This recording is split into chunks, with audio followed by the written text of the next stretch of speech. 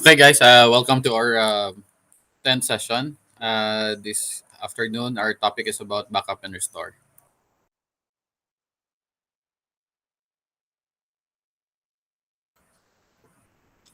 So, backup and restore is the primary backup component of Windows Vista and Windows 7, and it can handle file and folder backups as well as systems images backups to be used for recovery in the event of data corruption, hard disk drive failure, or malware infection.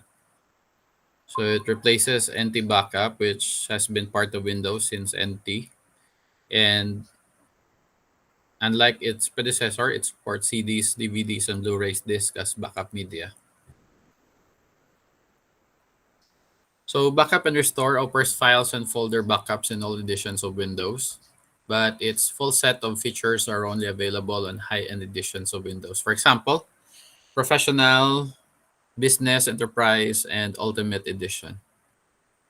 So Microsoft deprecated Backup and Restore in Windows 8 and recommending to use the File History app for file-based backups and third-party solutions for systems imaging despite its deprecation or deprecation. However, it's part of all versions of Windows released thereafter. So our objectives for this afternoon is number one, discuss the importance of backup and restore, and number two, value the importance of backup and restore, and number three, understand the basic concepts of backup and restore. So for cloud-based backup, your data is safely stored in the cloud, and you can easily access your content across multiple devices. And you don't need to purchase software. However, recovering files is easy and instant. So what do you need? Internet access and cloud storage location. So for external hard drive or network drive backup, so when your internet access isn't available, you will find yourself attaching your hard drive into your computer. So as you can see, it's similar to flash drive. However, its component are HD or SSD. So when you need to store large files or a large number of files, so in these situations, the files generally take longer to upload and it might cost more to store files.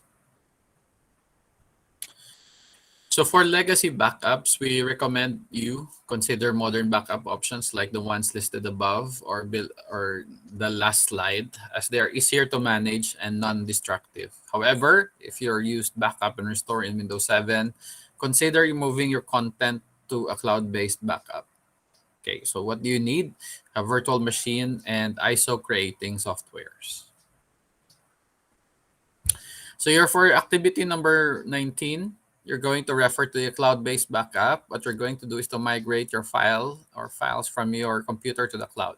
So you can use any cloud-based storage, like for example, Microsoft Drive or OneDrive for Windows. Produce a screenshot and copy paste it to your word processor. So you're going to convert it to PDF and before uploading it to your Google Classroom.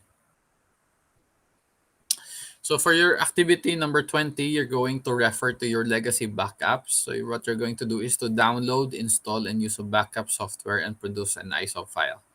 So produce a screenshot and copy paste it to the any word processor, convert it to PDF, and save it as your activity number 20. So guys, kaginang aga, we have a demonstration on how are you going to back up your files for clone 1 to 120. That is your activity 20. So what we did was to go to the Google search and then search for Macrium Reflect.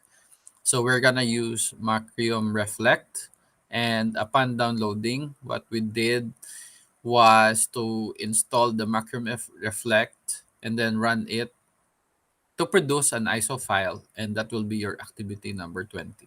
So for the steps for downloading and installation, you please refer to the video kaginang aga. So the code of the day is what is the third-party software we did use to back up in Windows 10. So the answer is Macrium Reflect. Okay? So ad astra per sapientia, to the stars through knowledge. So thank you guys, and thank you for attending our lecture for this afternoon. So the first activity that our topic for this afternoon is about backup and restore. And backup and restore means you're going to back up anything that in your computer units, including all the files that you're going to store on different drives. So when I say different drives, you're going to consider um, storing your files on your computer, on the native machine, which is your laptops or your computer for that matter. And then you can also store your files on your flash drives, being it an external drive storage. So the same thing with any hard drive attached to it, like your SSD and HDD.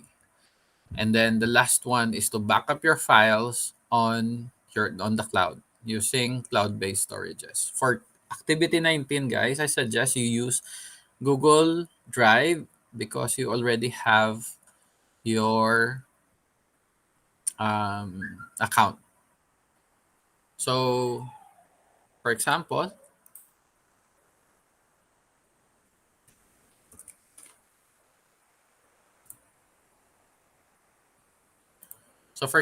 you go to google.com and make sure nga nag-log in na kamo guys sa inyong account.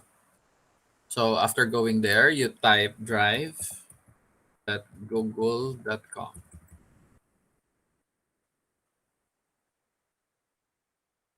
Then enter.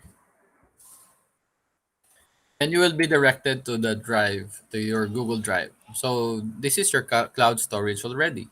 Now, if you're going to upload a file, you go to new and then you select file upload. And then select a file to upload. Like for example, this one, back certificate. Then click open. And as you can see on the left side bottom of your screen, it says there upload complete. So you look for your file, and this is the vaccination certificate, which is already uploaded on your Google Drive. So it's very easy. Now, if you're going to upload a folder, so you click this one, new, then folder. Then you select a folder to upload, like for example, new folder, then click upload.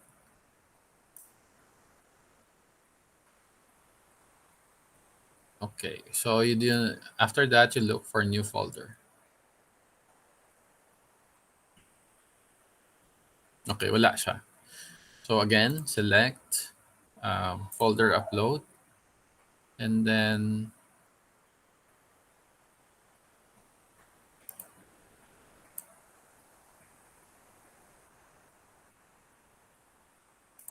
okay. So custom office templates, then click upload. Okay. Kung wala siya content, maano lang siya guys. Pero actually, if you can see, okay, so shall we do it again sa ano guro guys? New folder, and then on the desktop, bayanihan, bakunahan, upload, then upload. So as you can see, it is uploading 9 files. Okay, so makita nyo man di guys kung pira kabilog ang gina-upload niya and how much of the upload is already done. Then you have to wait for several minutes for the upload to finish.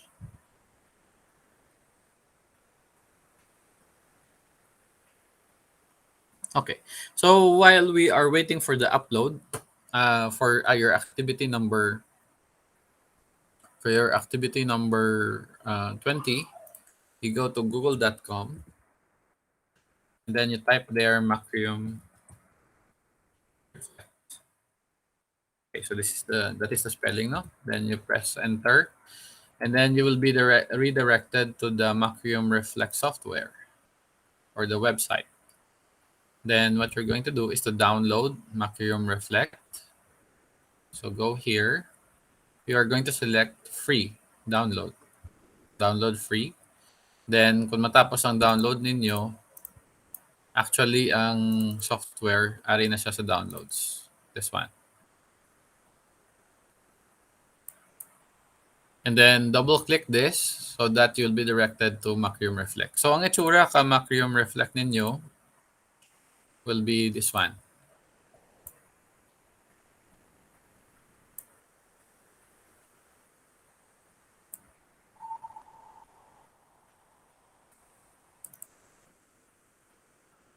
Okay, wait for it. Okay, so mo dyan. Then you will be selecting the drive that you're going to make an ISO file. So select nyo siya and then you're going to click disk image. Then afterwards, pwede do ka mo kay mo kada ka ISO file. So when you're going to transfer computer, na installan ninyo kabag-ong tanan nga copy ka inyo nga image kung ano tsura niya. Like for example, kung amo dahil tsura niya, if ever nga mag-upload, mag-copy ka mo, bilog na daya nga desktop ninyo, pati ang mga files, makopy pa kadto sa bago nga computer unit. So, sa ISO file nga na pag-install niya. Okay, so that's the your activity number 20. Okay, as you can see, why pa matapos yung uploading. So guys, do you have any questions regarding our activity for this week? Tapos mo lang, no? Now, if you're not going to keep your Macrium Reflect software, the third-party software, you can uninstall it after our activity. Okay? So, any questions, guys? Nothing? Sige. So, all of the file there, okay, so, may pa matapos si uploading na ano na to, no? Sige man gyapon. There are other kinds of cloud storages that you can select besides a Google Drive. So if you are an owner of a new laptop and you have there a free storage space for OneDrive. So OneDrive is a storage space, the cloud storage space for Microsoft Windows. And there, actually, you can upload any file. Provided that you can have a fast uploading a modem that can support you. So on the cloud, what's the advantage is that anywhere you go, you can actually open your file without the aid of any hardware or software. So all you have to do is go to OneDrive, Google Drive, and you will see that you can upload or download files. So regarding the Macrium Reflect naman, it's used mainly for backup, and you are creating an image of your desktop. So meaning to say, all of the files that you can see there on your desktop will be placed on a new computer. So like for example, kung Windows 10 ang inyong operating system, mag-copy ka mo ka ISO file nga gina-deploy, so amo mo da itsura na sa bag-o nyo nga computer unit. So mag-install pati ang drive ninyo, kung ano ang drive niya, drive space. Basta pareho lang ang hardware specifications niya, you can actually run or clone. Ang tawag kada is clone, gina-clone ninyo ang OS tapos gina-silo sa piyak ng computer. So, mo daw ginaobra ka mga technicians, guys, if ever nga mag-install sa naka-software, kahit kung mag-install ka nga, isa lang ka computer gina-install nanda, and then gina-ball nandang image niya using Macrium Reflect or any third-party software. So, your Macrium Reflect, actually, you can use it for free, man. And then, gina-copy ang image file, medyo malawig da. And then, gina-install sa lain ng computer. Parang isa na lang kapag install, hindi ito sagad install ka mga computer, ka Windows, ka antivirus, kag iban pa. So, tanan da, gina-copy padto sa piyak nga computer. So, cloning kada tawag. Okay, so I think our software there is uploading on our Google Drive is finished already, no? And okay na siya. So you can upload or download folders. Pero kung naka-folder siya guys, kay multiple file, naka-zip na siya. So dapat yain mo nga computer may zip file or zip software. So ang gin-download ko para sa zip software ko guys is your WinZip. So free man na siya guys, ang WinZip ninyo. Just download the free version. Okay? Ang free version. Kung mag-expire na siya for 21 days, ginaobra ko, ginasigi ko lang siya gamit. So wala man. Pwede mo man gapon magamit maskin white license. Na. Okay, so I think that is all for this afternoon, no? Thank you for coming or for attending our class this afternoon. Ay sir, And puwede ka hopefully, sir. yes, what is your question? Ang 'di ba sir may copy nga iisa lang ka drive i-install tapos ma-copy siya sa ibang nga computer kumbaga daw ma-clone siya 'di ba sir for downloading. So may Yes, yes. possibility sir nga 'di ba for hacking may mga applications nga kinahanglan nga baydan para gid makuha ang application 'di ba? So kung magbayad ka sang isa ka application nga na tapos i-transfer or i-clone mo sa other computer puwede na sir? Yes, magana man na sa gyapon. Ay tanan pati mga license na kagang ano nagagana man mo. Isa lang ka owner. Sige sir, salamat. Okay, okay, okay, okay. So kung ang na-copy mo wala license, pag-abot sa piyak nga computer wala man na sa license. Pero kung actually kung ano, ang cloning da tawag ka ano ninyo. So iban kada amo da ginahimo nanda para ma-backup nanda ya ano, ya computer nanda. Nami na siya guys kung ma-virusan ya computer nyo, mapabalik nyo sa dati. Ay pati yung mga file nga ano, nga daan or ang mga file nga importante hindi nyo ma-delete sa desktop or sa iban nga drive. So not only with ang pag-copy ka file, pag-clone ang importante sa Macrium. Pero sa do gina-backup na lang ang file mo just in case nga ma-virusan yung computer nyo. So galing sa urihi guys, I think hindi do siya feasible kay especially kung ang operating system naton sa cloud na siya, cloud-based. So amo do day katabo do karon ya Windows 11 gina paran lang gid nanda sa mga bag-o nga computer units. And sa urihi hindi do kinahanglan nga hard disk doon sa cloud na lang siya ma-open.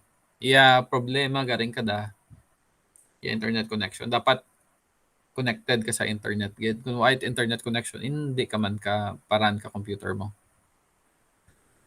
Amo lang ang disadvantage na. Para ka na kung mas manami man gapon may hard disk kay at least ma-store mo locally and then you don't need to store it in the cloud kay local man lang ang ano na. Ang problem lang is kung maguba computer mo, laptop mo wide doon. So may choice ka. That is why ako gina-backup ko file ko sa computer ko, sa laptop. Tapos gina-store ko pa siya sa flash drive, kag gina-store ko sa cloud pagit sa Google Drive. So tatlo. Para just in case madura ang isa, may dyan pa nga backup. Ang mga importante man ang files ang dapat nyo backupan. Ang especially nga nag-obra kamo ka thesis nyo do karon. So dapat tanan kamo nga member may copy ka thesis ninyo nga gagana, no? And sa inyo nga ay one time may mga estudyante kami last years nga tapos na siya nakobra ka thesis da pero na virusan niya computer da. So yawan no. Why is not copy sa flash drive? Gin recover pa to ya laptop nanda. So can you imagine the time that you're going to waste for recovery? Kay buhay na siya. Sometimes overnight pa da mo. Kung kapin pa kon hinay do yung computer nyo na. So mo day problema. Okay, so that is why you need to back up yun sa cloud, sa flash drive, kag sa local drive ninyo. Okay, some more questions, guys? For the tutorial for Macrium Reflect installation and downloads, you please refer to the other video kinang aga. It's posted there sa inyong FB group. So just follow that. Then ano lang to, asta lang to sa installation. Meaning, ang brown nyo, installation, and then running. Then, pag run ninyo, nakaproduce ka mo ka ISO file so that amo da screenshot nyo kag i-upload sa Google Classroom natin. Okay. Okay, so thank you guys and good afternoon gid sa tanan. Bye-bye.